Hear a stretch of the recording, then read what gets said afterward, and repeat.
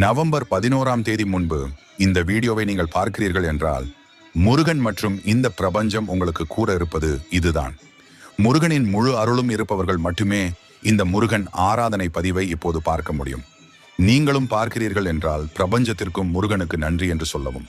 உங்களுக்கு வாழ்வில் எந்தவிதமான பிரச்சனைகள், கடன் தொல்லைகள், தொழிலில் நஷ்டங்கள், வேலை பிரச்சனை, புது வாகனம், வீடு வாங்க நினைப்பது, வாழ்வில் இருக்கும் தடைகள், காதல் பிரச்சனை, காதலித்தவர்களை கரம் பிடிப்பது என்று எதுவாக இருந்தாலும் சரி, நவம்பர் 11ஆம் தேதி அன்று ஏஞ்சல் நம்பர் என்று கூறப்படும் எண்ணினை நீங்கள் எதிர்ச்சியாக பார்த்தீர்கள் என்றால் அப்போது உங்களின் வேண்டுதல்கள் நடந்து முடிந்தது போல நினைத்துக் கொள்ளுங்கள். அதை எந்தவித சந்தேகமும் இல்லாமல் சந்தோஷமாக நடந்து முடிந்து விட்டது என்று நினைத்துக் கொள்ள வேண்டும்.